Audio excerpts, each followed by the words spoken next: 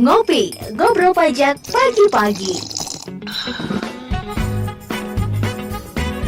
98.5 Up Radio, The Meaning Station. Hai, halo, selamat pagi Abmenia. Apa kabar pagi hari ini? Semoga semuanya sehat selalu ya. Amin.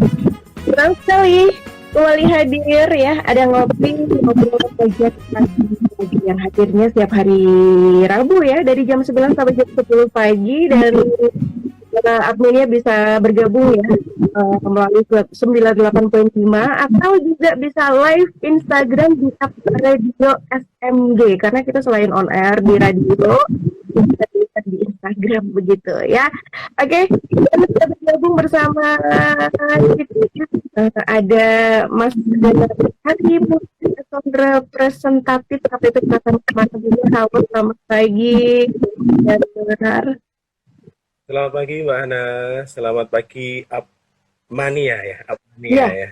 Oke, apa kabarnya? Alhamdulillah baik. Alhamdulillah Sehat, baik ya. Oke, sehat-sehat juga ya. Hari ini kita akan berbicara mengenai sosialisasi perpanjangan pajak sesuai PMK nomor 86/3/2020. Betul begitu ya, Mas Danar ya? Betul. Oke, jadi untuk abang yang mungkin belum tahu informasi tentang perpanjangan insentif pajak ini, bisa bergabung melalui WhatsApp ya di 0878 atau juga bisa melalui Facebook ya di SMG. Nah, ini kalau berbicara mengenai sosialisasi perpanjangan insentif pajak ini. Nah, ini bisa dijelaskan kenapa ada sosialisasi insentif pajak, maksudnya ini diperpanjang, kenapa, alasannya dan bagaimana? Mungkin gini ya Mbak Hana ya, karena sesuai dengan program ini ya, pemerintah pusat ada program yang ada program BEN ya, BEN itu ya dengan ekonomi nasional ya kalau salah ya. Nah itu supaya ini dengan itu DJP merasa perlu untuk membuat membuat kebijakan yang lain dengan program pemerintah. Nah sebenarnya kebijakan itu sudah ada, tetapi masa berlakunya untuk PMK yang sebelumnya itu sampai dengan September. Nah untuk PMK 86 ini masa berlakunya adalah sampai dengan Desember 2020. Karena latar belakangnya adalah itu tadi, percepatan pemulihan ekonomi nasional. Oke, seperti itu. Tapi ada nggak sih dasar atau latar belakang di perpanjangan insentif pajak? Kalau di PMK-nya sendiri ya, PMK 86 itu dasar hukumnya pertama adalah Undang-Undang Dasar 1945, terus ada Undang-Undang Ketentuan Umum dan tata cara perpajakan, terus Undang-Undang PPH, Undang-Undang PPN gitu ya. Kalau dasar hukumnya. Kalau untuk latar belakangnya sendiri, pertama adalah percepatan ekonomi nasional, terus yang kedua adanya konsep adaptasi baru, adaptasi kebiasaan baru ya, atau AKB, di mana ekonomi masyarakat diharapkan mulai bergerak naik, sehingga perlu dilakukan perpanjangan jangka waktu agar dampak insentif lebih terasa bagi wajib pajak, seperti itu. Demi menjangkau lebih banyak wajib pajak yang memanfaatkan insentif ini, maka perlu dilakukan beberapa penyederhanaan dalam tata cara pemanfaatan insentif ini, Mbak. Begitu, Mbak Ana. Oke. Nah, ini pastinya nggak cuma satu insentif pajak yang diberikan oleh wajib pajak ya. Ini pasti ada beberapa. Dan mungkin bisa dijelaskan satu persatu nih. Ada insentif pajaknya ada apa saja nih? Ya, insentifnya ada beberapa macam. Yang pertama adalah PPH pasal 21 ditanggung pemerintah, terus yang kedua PPH final UMKM yang ditanggung pemerintah juga, yang ketiga adalah pembebasan PPH pasal 22 impor, terus yang keempat pengurangan angsuran PPh pasal 25 sebesar 30%, dan yang kelima adalah pengembalian pendahuluan PPN sebagai PKP berisiko rendah itu sampai dengan nilai pengembalian sebesar maksimum 5 miliar, Mbak. Oke, nah mungkin ini bisa dijelaskan satu nih Mas Danar. Yang pertama tadi adalah insentif pajak dengan PPh pasal 21. Nah ini insentifnya seperti apa, kemudian cara untuk mendapatkan insentifnya bagaimana begitu? 21 ditanggung pemerintah ya, Mbak. Silakan Mas Danar. Jadi untuk PPh Ya, ya, ya silakan oke, dilanjutkan. saya 21 ya. Ya, PPh pasal 21. Oke, PPh pasal 21 ini penerimanya adalah pegawai dengan kriteria sebagai berikut. Yang pertama, menerima atau memperoleh penghasilan dari pemberi kerja atau perusahaan kita atau pemberi kerja itu yang memiliki klasifikasi lapangan usaha yang sudah masuk dalam lampiran PMK ini. Jadi di PMK 86 ini diatur di situ klasifikasi lapangan usahanya gitu kan. Kalau perusahaannya masuk ke situ bisa memperoleh itu. Terus yang kedua telah ditetapkan sebagai perusahaan KITE. KITE itu kemudahan impor untuk tujuan ekspor. Yang ketiga mendapatkan izin terkait kawasan berikat. Ini tiga syarat ini untuk perusahaannya. Nah, terus yang kedua untuk wajib pajak atau untuk karyawannya adalah memiliki NPWP tentu saja. Dan yang ketiga adalah pada masa pajak yang bersangkutan, karyawan tersebut menerima penghasilan bruto yang bersifat tetap dan teratur setelah disetahunkan itu nilainya tidak lebih dari 200 juta rupiah. Itu boleh mendapatkan fasilitas PPh pasal 21 ditanggung pemerintah. Begitu Mbak Ana. Oke, nah mungkin bisa dijelaskan lagi nih, Mas perusahaannya harus memiliki apa yang agar bisa mendapatkan insentif pajak? Oh ya, jadi yang pertama adalah klasifikasi lapangan usahanya itu harus sesuai dengan klasifikasi usaha yang ada di PMK 86 ya. Ada banyak sekali klasifikasi. Usahanya seperti apa nih? Harus seperti apa nih? Sebenarnya kalau kita bicara klasifikasi lapangan usaha, itu PMK 86 ini sebenarnya memperluas klasifikasi lapangan usaha yang diatur di dalam PMK sebelumnya, itu PMK 44 ya. Itu kan cuma ada berapa? Sekarang kalau di PMK 86 itu ada total berapa ya? Sebentar ya Mbak. Iya. Dulu. Oke. Memenuhi persyaratan dulu ya untuk mendapatkan insentif pajak ini ya sesuai PMK nomor 8. Nggak bisa sembarangan, harus memenuhi syarat yang tidak ditentukan begitu. Tapi ini KLU-nya sendiri, klasifikasi lapangan usaha sendiri itu di sini ada 1189, Mbak. Kemungkinan bisa. Wow. Jadi disebutkan beberapa aja nih. Iya, kalau untuk contohnya itu perdagangan gitu kan, yang KLU-nya perdagangan tuh yang perdagangan besar kayak gitu, pertanian kayak gitu-gitu. Terus ada perusahaan hutan alam segala macam seperti itu. Ada listnya di situ, Mbak. Kalau perusahaan seperti radio, media?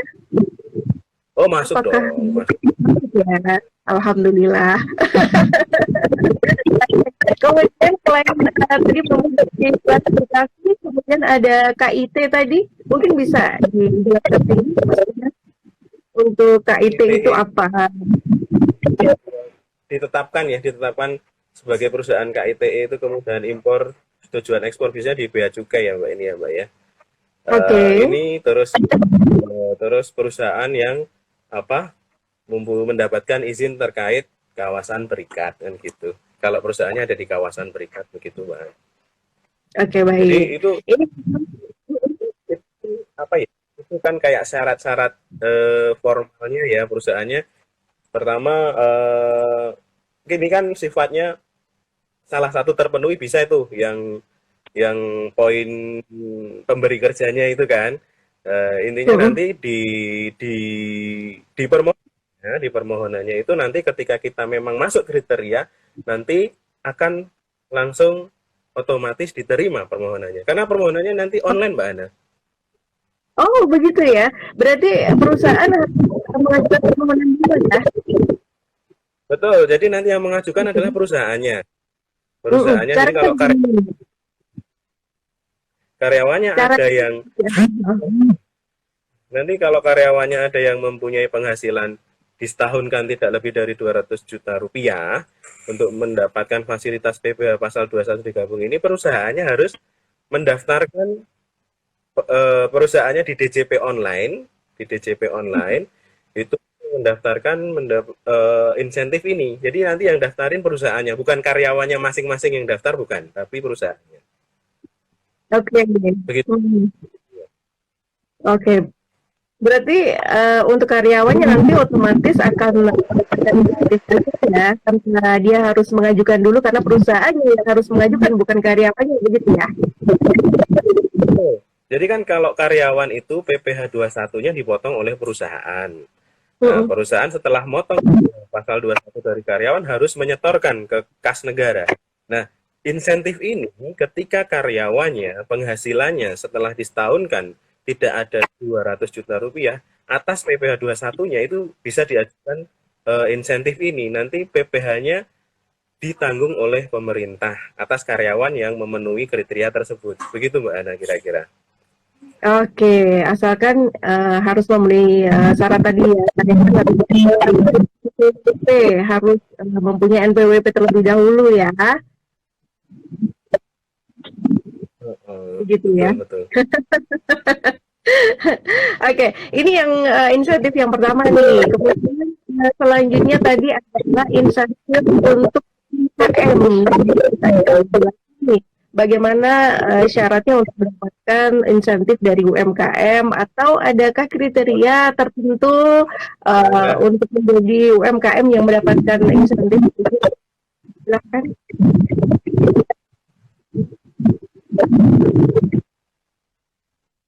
Ya, Baik Mbak Ana, ini UMKM ini paling favorit ya, insentif paling favorit. ya. Kebetulan juga paling banyak diajukan di kantor kami juga insentif yang UMKM ditanggung pemerintah. Jadi sebenarnya ini sama saja seperti insentif yang sudah diajukan sebelumnya yang dimulai pajak April. Cuman ini adalah perpanjangan dari insentif tersebut. Jadi kalau yang di April itu kan disebutkan nanti insentifnya hanya didapat sampai dengan bulan September 2020. Nah, PMK 86 ini jangka waktu insentifnya diperpanjang sampai dengan Desember 2020 ya. Mengajukannya juga sama, mengajukannya lewat DJP online secara online. Terus syarat-syaratnya ya ketentuannya itu wajib pajak yang memiliki peredaran bruto tertentu dan dikenai PPh final PP 23 tahun 2018. Ini yang wajib pajak yang ada pembayaran pajak 0,5% per bulan ini Mbak. Gampangnya gitu. Yang UMKM bisa mengajukan insentif untuk mendapatkan insentif PPh final ditanggung pemerintah sampai dengan masa Desember 2020. Begitu Mbak Ana. Ini ada persyaratan tertentu nggak nih harus apa, harus memiliki apa begitu? Tidak ya? Yang penting sudah Gini, ber-NPWP juga ya. betul, iya. Jadi gini, nanti untuk yang PPh final DTP ini, kita menyebutnya DTP ya Mbak, ditanggung pemerintah ya, DTP. Itu syarat utama memang harus ber-NPWP ya. Kalau nggak punya NPWP nggak bisa diproses. Harus punya NPWP, harus memiliki peredaran usaha di bawah 4,8 miliar dalam setahun. Terus juga dia KLU-nya masuk yang di KLU yang di ini yang untuk apa? Insentif ini gitu. Karena ada beberapa KLU yang nanti bukan insentif ini tapi pakainya insentif PPh pasal 25 tadi. Begitu. Oh, begitu ya. KLU-nya seperti apa nih? Ada mungkin beberapa contohnya KLU dari Ya, UMKM. kalau UMKM itu biasanya kayak perdagangan eceran, kayak gitu, rumah makan, apotik, perdagangan, ya segala atau mungkin jasa ya, bukan jasa bukan. Mungkin perdagangan segala macam perdagangan sepanjang omsetnya di bawah 4,8 miliar dalam setahun untuk klasifikasi UMKM dan itu berhak untuk mendapatkan insentif eh, PPh final ditanggung pemerintah, Mbak Anu. Oke, asalkan penghasilan di bawah 4,8 miliar ya. Peredaran Mendapatkan insentif pajak seperti itu ya. betul, betul. Oke. Kemudian untuk insentif pajak selanjutnya ada PPh pasal 22. Ini bisa dijelaskan untuk PPh pasal 22. Pasal 22 ya. Oke, sebentar. Untuk pasal 22 ini khusus pasal 22 impor ya, Mbak ya. Pasal 22 impor itu pun sama kriterianya juga klasifikasi lapangan usahanya harus sesuai yang ada di PMK ini, terus mendapatkan ditetapkan sebagai perusahaan KTE tadi, kemudahan impor tujuan ekspor, terus juga mendapatkan izin terkait kawasan berikat. Nah, itu juga sama pengajuannya itu melalui DJP online juga. Nanti di situ ada pilihannya, Mbak. Banyak sekali pilihannya. Pertama insentif 21, insentif PPh 22 begitu. Jadi untuk yang sifatnya PPh ini harus mengajukan dulu supaya mendapatkan surat keterangan bebas. Oke. Itu untuk pengajuannya juga melalui ya. Ya, kita single login di DJP online. Jadi disitulah kita bisa melaporkan, di situ kita bisa meminta permohonan untuk surat keterangan bebas itu, atau mungkin untuk surat keterangan insentif tadi, semuanya di situ, satu pintu di situ, Mbak. Tidak perlu ke kantor pajak. Iya, melalui online juga bisa ya. Berapa yang ini yang dikenakan insentif pajak? Misalnya tadinya berapa persen, terus karena ada insentif pajak jadi berapa persen begitu? Jadi kan kalau impor itu tarifnya berbeda-beda ya. Ada yang tadinya bertarif, kalau dapat SKB ini jadi tidak dikenakan. Oh begitu ya. Jadi tidak mengurangi ya, tapi tidak dikenakan begitu ya. Diberitahukan kepada seluruh kepala seksi. Next, pasal 25 nih. Nah, ini mungkin bisa dijelaskan juga di pajak 25, persyaratannya seperti apa. Oke, sekarang kita ke Diberitahukan kepada seluruh kepala seksi dan supervisor. Jadi memang lagi di kantor ya, Mas Danar ya. Jadi persyaratannya seperti ini. Oke. Ini uang kepala kantor sekarang. Assalamualaikum warahmatullahi wabarakatuh.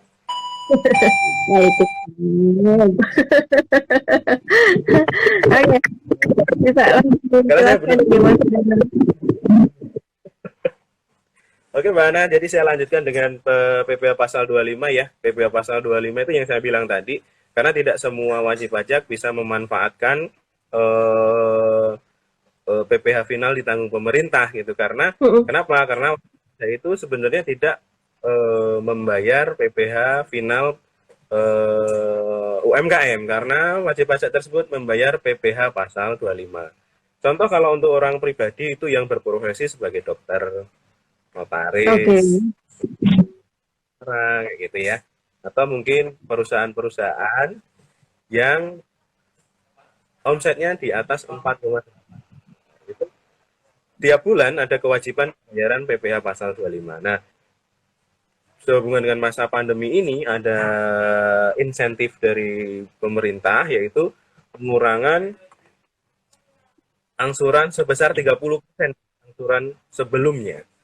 Begitu, Mbak. Nah, intinya Kalau untuk syaratnya samalah, KLU-nya harus sesuai kayak gitu, perusahaan Ya, KITE, kawasan. harus mengajukan ini ya, surat keterangan juga ya. Online juga caranya Mbak Hana. Melalui online ya. Oke. Betul. Jadi seperti itu. Jadi ini untuk khusus yang tadi ya, penghasilannya kita 8 miliar tahun. Ini menggunakan insentif pajak di pasal 25. Oke. Selanjutnya untuk insentif pajak selain pasal 25 tadi ada PPN. Ya, betul sekali Mbak.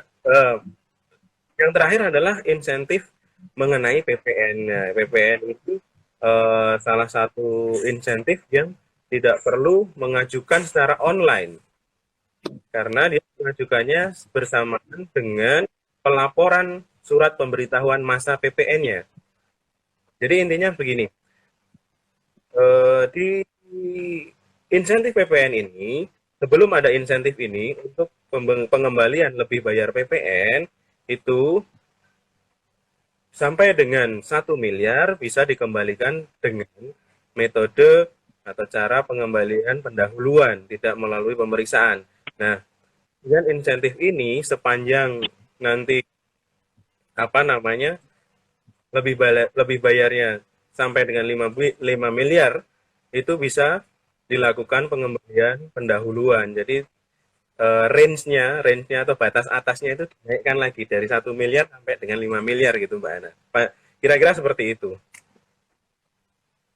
Oke. Persyaratannya masih sama ya, harus mengajukan. Kalau untuk PPN tidak perlu mengajukan permohonan di DJP online karena PPN ya nanti menunya ada di menu pelaporan SPT masanya. Surat pemberitahuan masanya ada menunya untuk diproses menggunakan pengembalian pendahuluan gitu. Oke. Dari semua insentif pajak yang ada nggak sih kewajiban wajib pajak yang harus dilakukan setelah memanfaatkan pajak ini? Ya, baik Mbak Ana. Jadi setelah kita mendapatkan insentif pajak ya, entah itu PPh 21 di pemerintah, mungkin PPh, itu ada kewajibannya untuk melaporkan realisasinya. Melaporkan realisasinya setiap bulan, paling lambat tanggal 20 bulan berikutnya. Lapornya juga online sama di situ ada menunya semua, kita tinggal download formnya di situ, kita kirim ulang formnya ke situ, Mbak. Oke, kalau tidak melakukan pelaporan insentifnya tidak dikeluarkan atau bagaimana? Jadi gini, kan kalau insentif ini kan ditanggung pemerintah ya, sebenarnya itu pajaknya tetap terhutang, tetapi pajaknya itu dibayarin sama pemerintah gitu loh. Jadi itulah yang menjadi dasar pemerintah untuk menetapkan anggaran untuk DTP ini berapa nih untuk bulan Agustus, itu berdasarkan realisasi bulan Agustus. Jadi, oh ternyata 1 miliar, maka pemerintah mengeluarkan uang 1 miliar untuk membayarkan pajak yang ditanggung pemerintah tadi. Nah, begitupun, jadi kalau tidak melaporkan atau terlambat, nanti dapat surat cinta dari kami. Jadi mau nggak mau harus melaporkan ya. Dilaporkan bagaimana pemerintah bisa tahu harus berapa begitu kan ya, harus menanggung pajak dari wajib pajak berapa begitu, jumlah omsetnya per bulannya begitu ya. Jadi begini, ini jadi ditanggung pemerintah itu bukan jadi gratis, sebenarnya memang gratis nggak bayar apa-apa, tapi penjualannya tetap dicatat nanti untuk dilaporkan dalam laporan realisasi itu. Jadi nanti kita dapat insentif terus kita nggak melakukan pencatatan, jangan, nanti penjualan per bulan tetap dicatat. Sebenarnya oh ini penjualan saya sekian, PPh saya sekian, nah ini dilaporkan, nah ini nanti yang bakal dibayarin sama pemerintah nih gitu PPh-nya. Oke. Jangan sampai dapat surat cinta ya. Nanti dapat surat cinta. Oke, ini ada yang ini dari Pak Dedi. Selamat pagi. Mau tanya, Dedi tidak bekerja karena PHK, ini berjualan. Nah, itu NPWP-nya bisa digunakan kah? Nanti untuk pelaporan SPT-nya bagaimana ya? Baik, Pak Dedi selamat pagi. Pak Dedi ini tadinya karyawan, terus resign, Ya, terus usaha gitu ya. ya, Eh, ya betul. jadi NPWP-nya tidak perlu diganti, Mbak. NPWP-nya masih tetap, NPWP itu dipakai seumur hidup. Cuman mungkin Mm-mm. ada nanti perubahan data yang tadinya pegawai swasta atau mungkin karyawan swasta menjadi apa pedagang eceran apa kayak gitu. Jadi sesuai dengan di lapangan seperti apa. Terus pelaporannya masih tetap sama setiap tahun paling lambat tanggal 31 Maret tahun berikutnya. Tetapi ada perbedaan di formulir. Kalau dulu formulirnya adalah mungkin 1770S atau SS yang khusus karyawan. Sekarang untuk usahawan adalah 1770. Jadi kewajiban pelaporannya sama plus ada kewajiban pembayaran pajak per bulan. Seperti itu Mbak Ana dan Pak Dedi. Oke, jadi perbedaannya di formulir ya. Tadi 1770 menjadi 1770 dan SS itu untuk karyawan. Sekarang kalau uh-uh. kita sudah menjadi karyawan formulirnya 1770 aja. Oh, 1770 aja. Gitu ya. Iya, betul. Untuk laporannya masih seperti biasa ya, melalui online juga ya. Bisa Bisa dilakukan. tracking ya. Betul. Oke, dan juga laporan setiap bulannya harus ada karena sebelumnya sebagai karyawan tidak ada kewajiban untuk melaporkan per bulannya ya. Ini kalau untuk melaporkan omsetnya per bulan gitu. Itu ya. Terima kasih sudah bergabung. Kemudian ini. Ada Mas Anjar, terima kasih. Mau tanya terkait UMKM ini. Di sini yang termasuk UMKM, saya karyawan tapi juga apakah saya juga termasuk UMKM? Bagaimana cara mendaftarnya untuk jadi wajib pajak? Laporannya bagaimana? Oke. Ini karena nggak begitu jelas nanti saya coba ini ya Mbak. Mungkin ini selain sebagai karyawan mempunyai usaha gitu ya Mbak Ana intinya ya. Iya, betul. Jadi gini, nanti kalau sebagai karyawan dan usaha itu sama saja bisa apa namanya? Bisa ini posisi belum punya NPWP ya kayaknya tadi ya. Kalau saya Ya, dengar betul, sepintas. betul. Jadi nanti langkah pertama adalah tentu saja mendaftar NPWP terlebih dahulu. Nanti setelah itu baru nanti bisa memanfaatkan apa namanya insentif tersebut kalau memang mau mengajukan.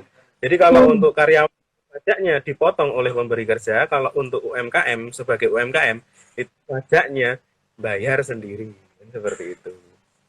Oke, itu kalau karyawan juga formulirnya pakai yang mana nih?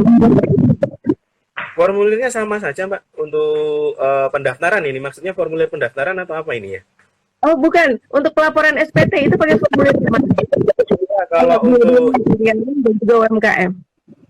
iya, untuk yang berpenghasilan dari dua sumber penghasilan dari karyawan maupun apa UMKM formulirnya sama seperti usahawan. Jadi 1770. Oh, tetap pakainya yang 1770 ya. Oke. Mungkin bisa diinformasikan juga nih untuk karena baru mau membuat oke. Caranya bagaimana kalau mau membuat website apa kalau melalui online di mana begitu. Oke.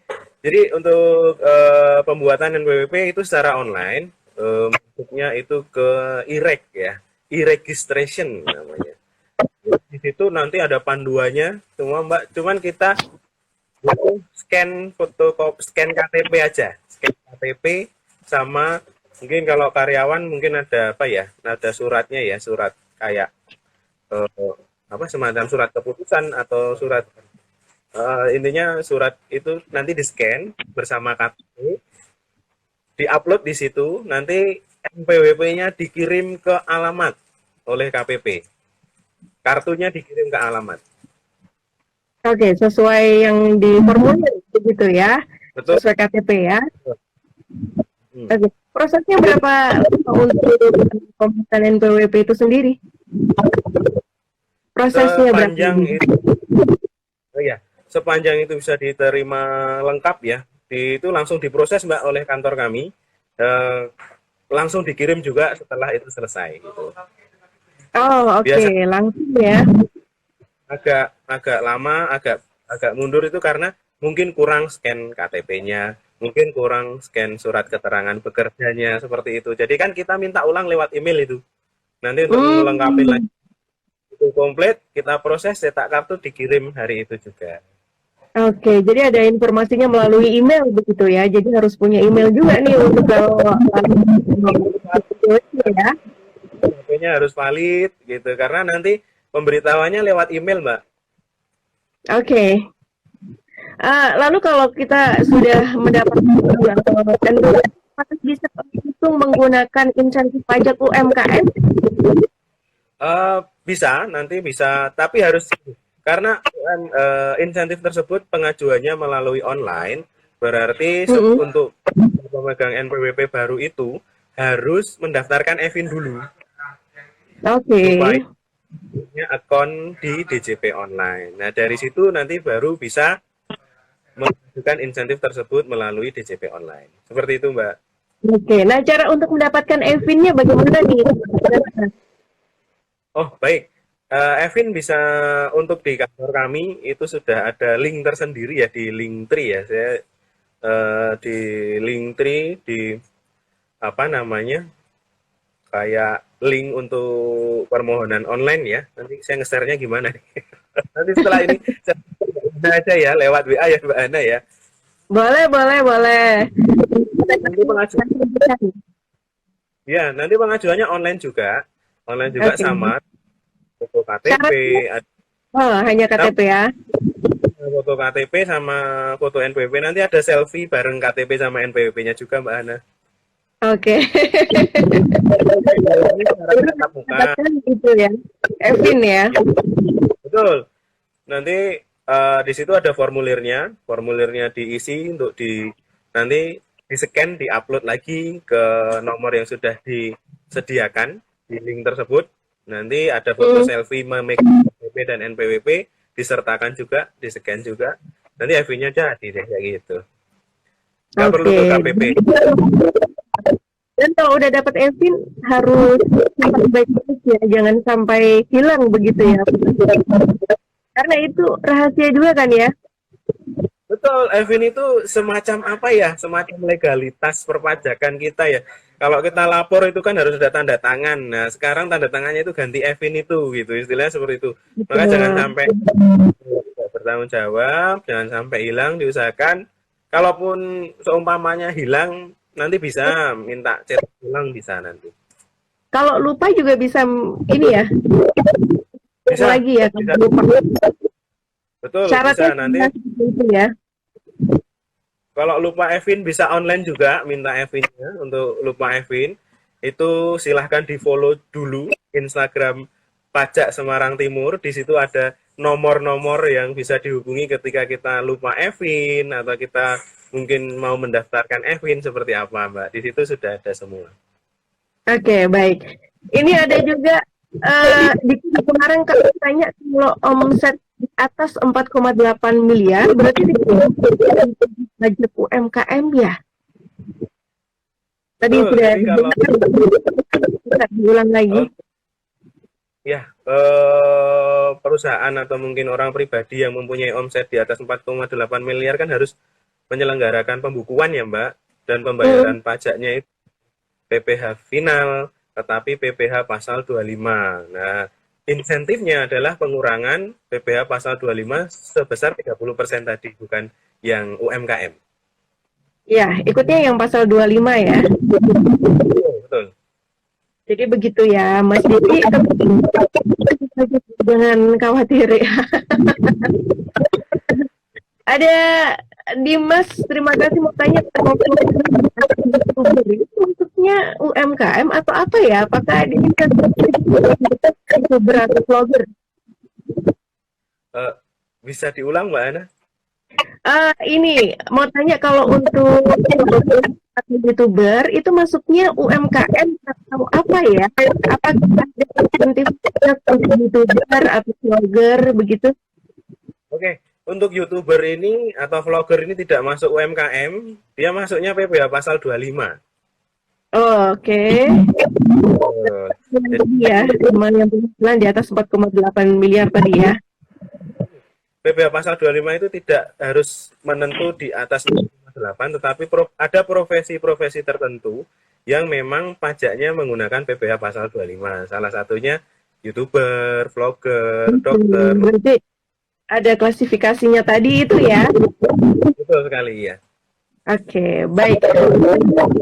Waktu kita juga terbatas.